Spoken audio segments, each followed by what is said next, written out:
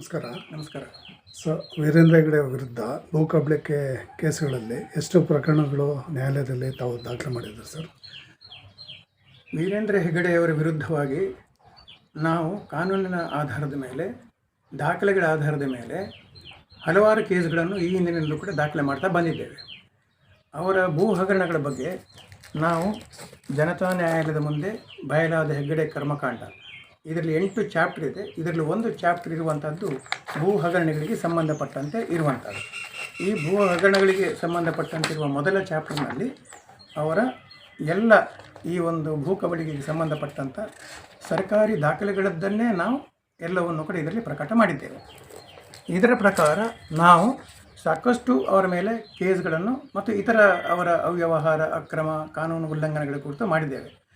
ಅದನ್ನು ನಾವು ಈ ಕಾನೂನು ನಿರ್ಭೀತ ಎನ್ನುವಂಥ ಒಂದು ಕರಪತ್ರದಲ್ಲಿ 18 ಕೇಸುಗಳನ್ನು ಅವರ ಮೇಲೆ ಬೇರೆ ಬೇರೆ ಕೋರ್ಟ್ಗಳಲ್ಲಿ ಇರುವಂಥದ್ದನ್ನು ನಾವು ಇದರಲ್ಲಿ ಹಾಕಿದ್ದೇವೆ. ಈಗ ನಾವು ಹಾಕ್ತಿರುವಂಥದ್ದು ಕೇಸುಗಳು ಯಾವುದು ಅಂತ ಹೇಳಿದರೆ, ಈ ಕರ್ನಾಟಕ ಭೂ ಕಬಳಿಕೆ ನಿಷೇಧ ವಿಶೇಷ ನ್ಯಾಯಾಲಯ ಯಾವುದುಂಟೋ, land grabbing prohibition special court ಯಾವುದುಂಟು ಬೆಂಗಳೂರಿನಲ್ಲಿ, ಇದರಲ್ಲಿ ನಾವೀಗ ಈ ಒಂದು ಭೂ ಕಬಳಿಕೆಗೆ ಸಂಬಂಧಪಟ್ಟಂತೆ ಬೇರೆ ಬೇರೆ ಕೇಸುಗಳನ್ನು ಅವರ ಮೇಲೆ ಹಾಕಿದ್ದೇವೆ. ಇದರಲ್ಲಿ ಒಂದನೇದ್ದು ಒಂದು 83 ಸೆಂಟ್ಸ್ ಸ್ಥಳ ಗುರುವಾಯನಕೆರೆಯಲ್ಲಿ ಕುವೆಟ್ಟು ಗ್ರಾಮದಲ್ಲಿ ಅವರ SDM ಎಜುಕೇಷನ್ ಸೊಸೈಟಿ ಮಾಡಿರುವಂಥ ಒಂದು ಅತಿಕ್ರಮಣ ಯಾವುದುಂಟು ಅದರದ್ದು ಹಾಕಿದ್ದೇವೆ. ಅದರ ನಂಬರ್ LGP 387 2026 12/3/26. ಇದರಲ್ಲಿ ರೆವಿನ್ಯೂ ಇನ್ಸ್ಪೆಕ್ಟ್ರು ಆಲ್ರೆಡಿ ಒಂದು ರಿಪೋರ್ಟನ್ನು ಕೂಡ ಹಾಕಿದ್ದಾರೆ. 83 ಸೆಂಟ್ಸ್ ಸ್ಥಳವನ್ನು SDM ಎಜುಕೇಷನ್ ಸೊಸೈಟಿ ಅತಿಕ್ರಮಣ ಮಾಡಿದೆ, ಅದರಲ್ಲಿ ರಬ್ಬರ್ ತೋಟ ಇದೆ ಮತ್ತು ಭದ್ರವಾದ ಒಂದು ಕಾಂಪೌಂಡನ್ನು ಕಟ್ಟಿದ್ದಾರೆ ಅಂತೇಳಿ ಹಾಕಿದ್ದಾರೆ. ಇದು ಒಂದನೇ ಕೇಸ್. ಎರಡನೇದ್ದು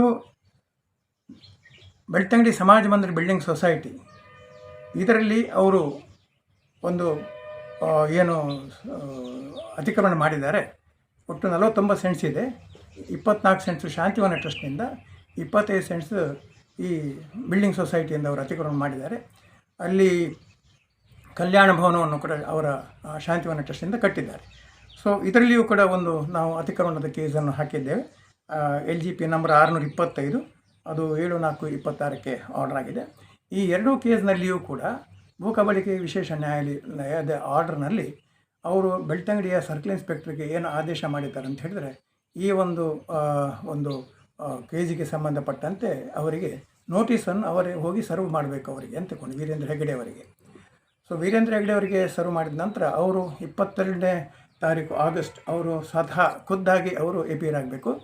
ಹಾಗೆ ಇನ್ನೊಂದು ಕೇಸ್ನಲ್ಲಿ BSM ಬಿಲ್ಡಿಂಗ್ ಸೊಸೈಟಿದ್ದು, ಅದರಲ್ಲಿ ಸೆಪ್ಟೆಂಬರ್ 18ನೇ ತಾರೀಕು ಅವರು ಖುದ್ದಾಗಿ ಹಾಜರಾಗಬೇಕು. ಈ ಎರಡೂ ನೋಟಿಸನ್ನು ಕೂಡ ಸರ್ಕಲ್ ಇನ್ಸ್ಪೆಕ್ಟರ್ ಅವರು ಬೆಳ್ತಂಗಡಿದ್ದು ಅವರಿಗೆ ಖುದ್ದಾಗಿ ಸರ್ವ್ ಮಾಡಬೇಕು. ಈ ವರ್ಷ ಸರ್ 2026 ಆಗಸ್ಟ್ ಮತ್ತು ಸೆಪ್ಟೆಂಬರ್ನಲ್ಲಿ.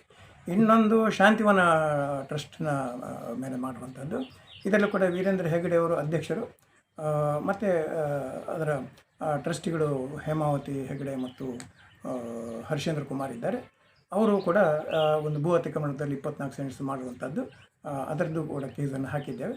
ಅದರಲ್ಲಿ ತಹಸೀಲ್ದಾರ್ ಅಂದರೆ ಎಂಕ್ರೋಚ್ಮೆಂಟ್ನ ವರದಿಯನ್ನು ಕೊಡಲಿಕ್ಕೆ ಹೇಳಿದ್ದಾರೆ. ಯಾವ ತಹಸೀಲ್ದಾರ್? ಬೆಳ್ತಂಗಡಿ ಹೌದು.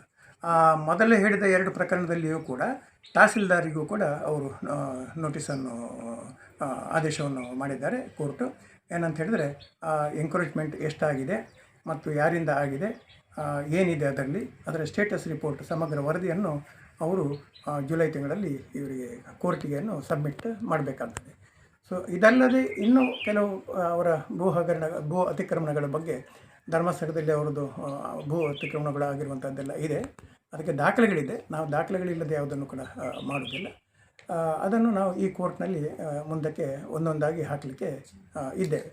ಒಟ್ಟಿನಲ್ಲಿ ಇದರಲ್ಲಿ ಏನಾಗುತ್ತೆ ಅಂತ ಹೇಳಿದ್ರೆ, ಒಂದು ವೇಳೆ ಈಗ ಇವರು ಅತಿಕ್ರಮಣ ಮಾಡಿರುವಂಥದ್ದು ಸಾಬೀತಾಯಿತು ಅಂತೇಳಿ ಆದರೆ ಕನಿಷ್ಠ 1 ವರ್ಷ, ಗರಿಷ್ಠ 3 ವರ್ಷ ಶಿಕ್ಷೆ ಇದರಲ್ಲಿ ಇದೆ. ಇದರಲ್ಲಿ ರಿಯಾಯಿತಿ ಮಾಡಲಿಕ್ಕೆ ಆಗೋದಿಲ್ಲ.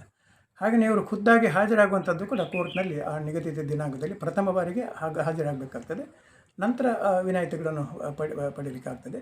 ಬಟ್ ಏನಿದ್ರೂ ಕೂಡ ಖುದ್ದು ಹಾಜರಾತಿ ಮತ್ತು ಜಾಮೀನು ತಗೊಳ್ಳುವಂಥದ್ದು ಆಗಬೇಕಾಗ್ತದೆ. ಪ್ರೂವ್ ಆದ ನಂತರ ಈ ಏನು ಶಿಕ್ಷೆ ವಿಧಿಸಲ್ಪಡ್ತದೋ ಅದರಲ್ಲಿ 1 ವರ್ಷಕ್ಕಿಂತ ಕಮ್ಮಿ ಮಾಡಲಿಕ್ಕೆ ಅವಕಾಶ ಕೂಡ ಇರುವುದಿಲ್ಲ. ಬಟ್ ಇದನ್ನೆಲ್ಲವನ್ನು ಕೂಡ ಹಂತ ಹಂತವಾಗಿ ಪ್ರಕ್ರಿಯೆಗಳು ನಡೀತಾ ಇದೆ. ನಾವು ಈ ಒಂದು ಕೇಸ್ಗಳನ್ನು ಮುಂದುವರಿಸ್ತಾ ಇದ್ದೇವೆ ಭೂ ಕಬಳಿಕೆ ನಿಷೇಧ ಕೋರ್ಟ್ನಲ್ಲಿ. ತಾವು ಒಬ್ಬರೇನಾ ಸರ್ ಇಲ್ಲ ನಿಮ್ಮ ಜೊತೆಯಲ್ಲಿ ಜಂಟಿಯಾಗಿ ಯಾರನ್ನ ಹೋರಾಟ ಮಾಡ್ತಾರಾ? ನಾಗರಿಕ ಸೇವಾ ಟ್ರಸ್ಟ್ ನಾವು ವೈಯಕ್ತಿಕವಾಗಿ ಯಾವುದನ್ನು ಕೂಡ ಮಾಡುವಂಥದ್ದು ಏನಲ್ಲ. ಹಾಗೆ ಸತ್ಯಮೇವ ಜಯತೆ ಒಕ್ಕೂಟ ಅಂತ ಹೇಳಿದ್ರೆ ಎಲ್ಲ ಸಮಾನ ಮನಸ್ಕ ವಿವಿಧ ಸಂಘಟನೆಗಳು, ಹಿಂದೂ ಹಿತಚಿಂತನೆ ವೇದಿಕೆ ಇದೆ, ನಾಗರಿಕ ಸೇವಾ ಟ್ರಸ್ಟ್ ಮಾತ್ರ ಅಲ್ಲದೆ ನಮ್ಮ ದಲಿತರ ಶಿಕ್ಷಣ ಮತ್ತು ಭೂ ಹಕ್ಕುತೆ ಸಮಿತಿ ಇದೆ, ಇತರ ಸಂಘಟನೆಗಳೆಲ್ಲ ಒಟ್ಟು ಸೇರಿಕೊಂಡು ನಾವು ಒಕ್ಕೂಟವನ್ನು ಮಾಡಿದ್ದೇವೆ. ಈ ಎರಡೂ ಸಂಘಟನೆಗಳ ಮುಖಾಂತರವಾಗಿ ನಾವು ಮಾಡ್ತಿರುವಂಥದ್ದು. ಇದರಲ್ಲಿ ಮುಖ್ಯ ಪಾತ್ರ ರಂಜನ್ ರಾವ್ ಎರಡೂರ್, ನಮ್ಮ ಸ್ಥಾಪಕ ಅಧ್ಯಕ್ಷರು. ಈ ಎಲ್ಲ RTA ಮುಖಾಂತರ ದಾಖಲೆಗಳನ್ನು ಪಡೆಯುವಂಥದ್ದು, ಇದನ್ನು ಡ್ರಾಫ್ಟ್ ಮಾಡುವಂಥದ್ದು, ಇದರಲ್ಲೆಲ್ಲದರಲ್ಲಿಯೂ ಕೂಡ ಅವರೊಂದು ಪ್ರಮುಖ ಪಾತ್ರವನ್ನು ವಹಿಸ್ತಾರೆ. ಅವರಿಗೆ ಸಾಕಷ್ಟು ಇದರ ಬಗ್ಗೆ ಪರಿಣತಿ ಮತ್ತು ಜ್ಞಾನ ಇದೆ. ಅದಲ್ಲದೆ ನಮ್ಮ ವಕೀಲರು ಬೆಂಗಳೂರಿನಲ್ಲಿ ಒಬ್ಬರು ಹಿರಿಯ ವಕೀಲರಿದ್ದಾರೆ, CR ಭಾಸ್ಕರ್ ಅಂತ ಹೇಳಿ, ಅವರು ಈ ಎಲ್ಲ ಕೇಸ್ಗಳನ್ನೆಲ್ಲ ಕೂಡ ದಾಖಲೆ ಮಾಡುವಂಥದ್ದಲ್ಲಿ ಅವರು ನಮ್ಮ ಒಂದು ಸಹಕಾರಕ್ಕೆ ನಿಂತಿದ್ದಾರೆ. ಮತ್ತು ಶ್ರೀ ಲಕ್ಷ್ಮೀಶ ತೋಳ್ಪಾಡಿಯವರು, ಡಾಕ್ಟರ್ ನರೇಂದ್ರ ನಾಯಕರು, ಇವರೆಲ್ಲರೂ ಕೂಡ ಸತ್ಯಮೇವ ಜಯತೆ ಒಕ್ಕೂಟದ ಅವರ ಸಂಘಟನೆಗಳು ಕೂಡ ಇದೆ. ಅಖಿಲ ಭಾರತೀಯ ವಿಚಾರವಾದಿ ಒಕ್ಕೂಟದ ಅಧ್ಯಕ್ಷರು ಕೂಡ ನರೇಂದ್ರ ನಾಯಕರು. ಹಾಗೆ ನಮ್ಮ ಕುಮಾರ್ S ಅಂತ ಸ್ವರದ ಸಂಸ್ಥೆ ದಾವಣಗೆರೆಯವರು ಕೂಡ ಇದ್ದಾರೆ, ಶಿವರಾಜೇಗೌಡರು ಅಂತ ಇದ್ದಾರೆ, ಅಬ್ದುಲ್ ಲತೀಫ್ ಸಾಹೇಬ್ ಇದ್ದಾರೆ. ಹೀಗೆ ಬೇರೆ ಬೇರೆ ಪ್ರಮುಖ ವ್ಯಕ್ತಿಗಳು, ಸಂಘಟನೆಗಳು. ನಮ್ಮ K ವಿಶ್ವನಾಥ್ ಶೆಟ್ಟಿ ಅಂತ ಭಾರತೀಯ ಮಜ್ದೂರ್ ಸಂಘದ ಅವರು ರಾಜ್ಯ ಅಧ್ಯಕ್ಷರಾಗಿದ್ದವರು.